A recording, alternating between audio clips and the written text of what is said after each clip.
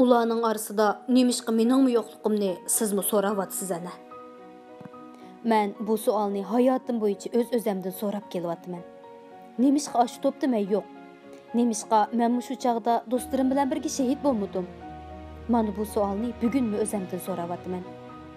Ashular bilan birga shahid bo'lishni qanchalik xohlaydiganligimni desam ishonamsiz? Ammo bu mening ixtiyorimcha emas. Allohning irodasi bo'yicha bo'ladigan ish ekan. Bu xuddi mashhur sahobalardan islom sarkardasi Xolid ibn Validning qismatiga o'xshash. U hayoti bo'yicha jang qilgan, mangu g'olib qo'mondan atalgan.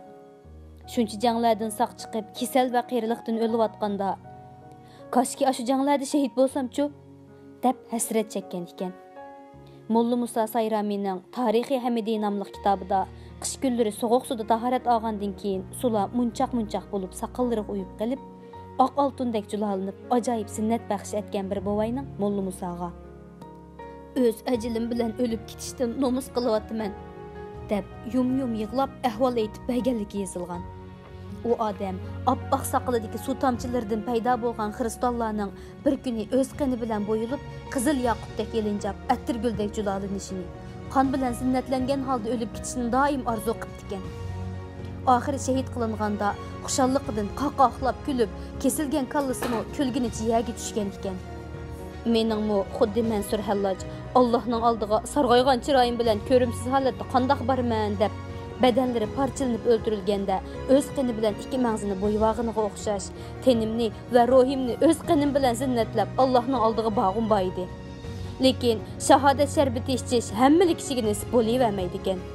Kimningmi o'zi to'pilarda o'milab cho'ng bo'lgan, teni bilan, ruhi bilan bir gavda bo'lib ketgan zaminga yot oyoqlarning besib dafsanda qilishini, to'piga aylanib singib ketgan ajdodlar tenining yotlarning iflostendan chiqqan nijosatlar bilan bulg'unib, aralashib ketishini ko'rgan holda yashashga royi bordi deysiz.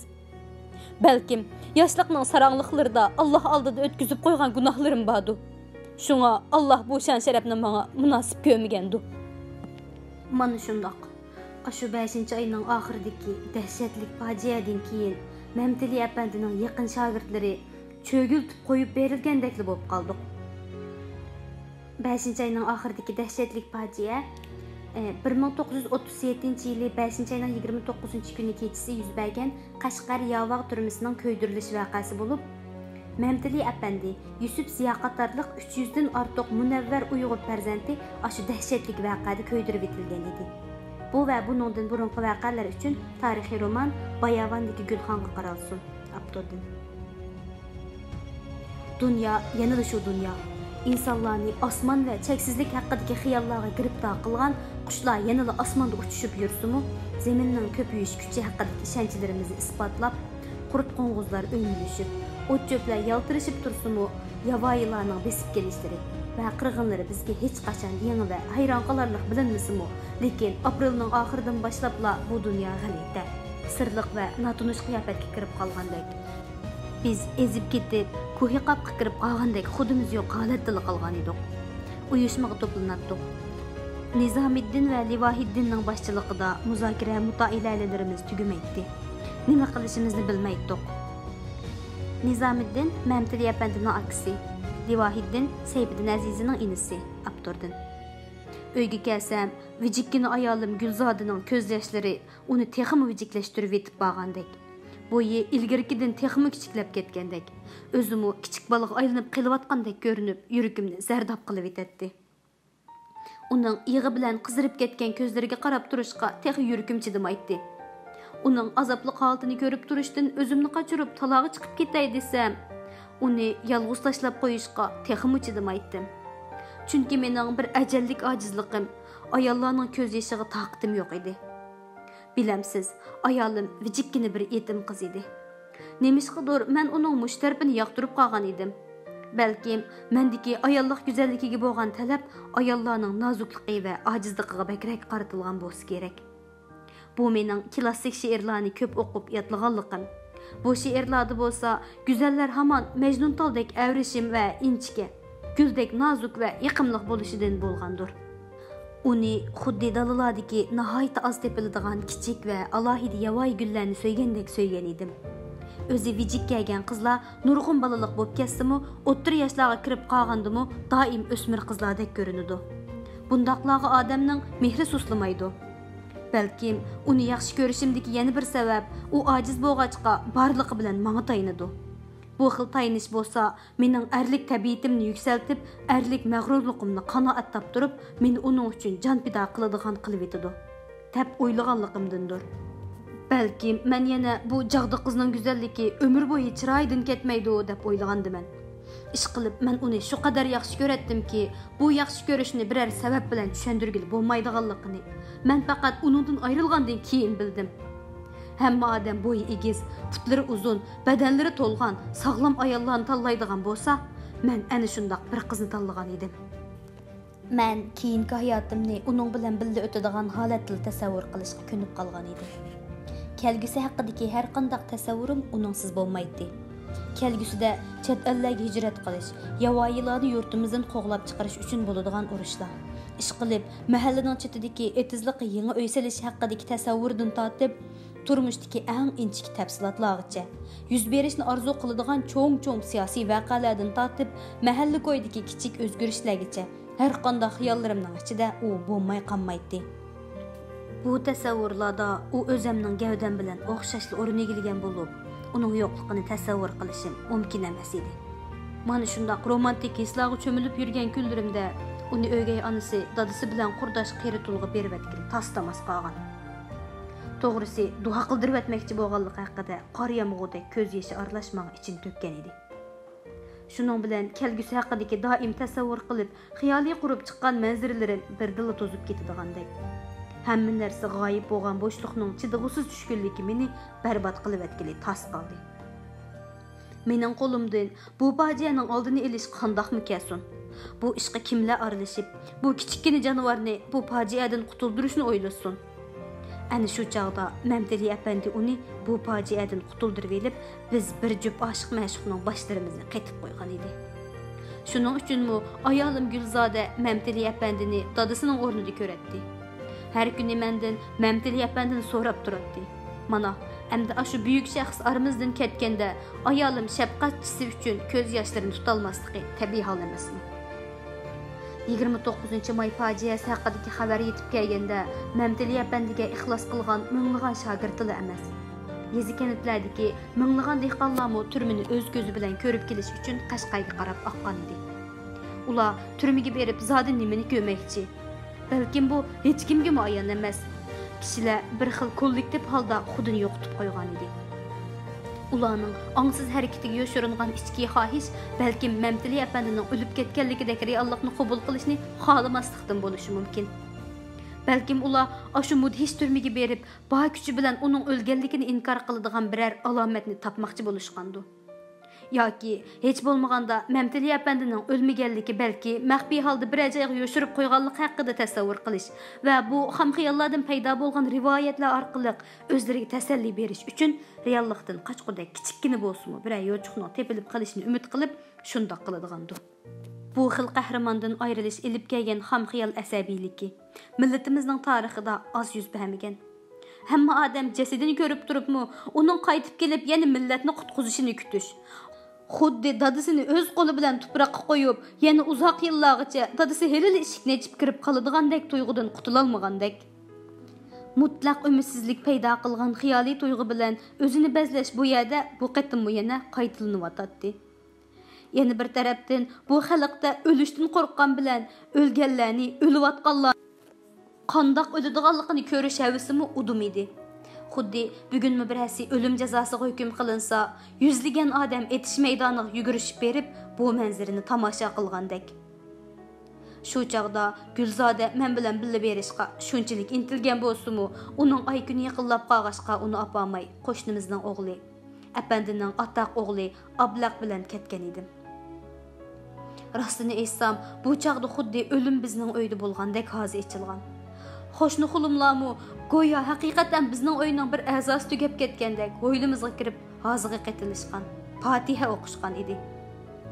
Men Qashqardan qaytib kelibla yurtimizning uzoq sharqidagi jangallikni makon tutib o'tirgan, qancha yoshga kirganligini hech kim bilmaydigan Uyg'ur bovayning yeniga bog'im keldi.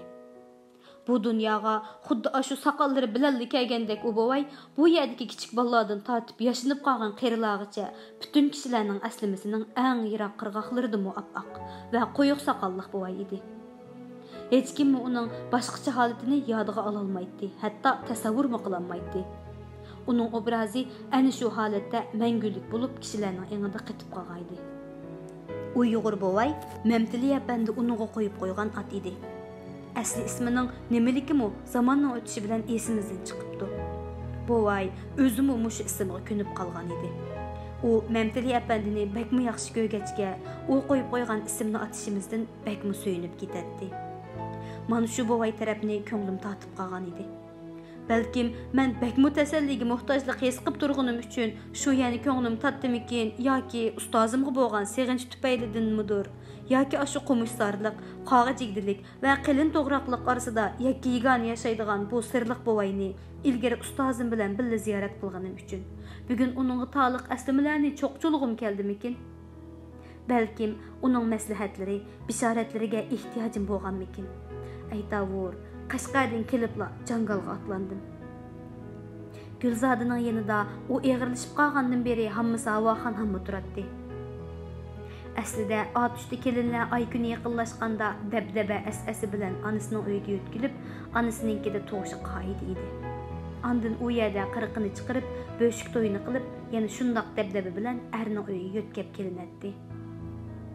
Ammo Gulzoda uyiga berishga unimadi. Ögey ana uni xalabmı ketmeydi. Rasmiyetlerge qaraganda umu eğir yomzıgan bolsumu yanılı Gülzada'nın bağısı kelmedi. Yenimde bulun, sizden başkasının yenimde buluşunu xalamayman. Dep durup aldı o. Amma men bir kalampay adam tursam, er kişi qandaqmı tuğut anısı boludu. Onun üstüge bir insanın dunyaga kelişi mening uchun kichik ish emas edi.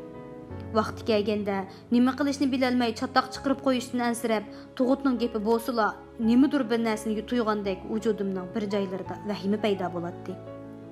Tuqqanlarim va do'stlarim meni ayoling yanchiqonga selvag'udek deb amroqligimizga maslik kelib tilga oladigan Gulzodaning tug'utdi mening kalampayligim va kerak emasligim sababidan qiynalib qolishni xohlamaydim.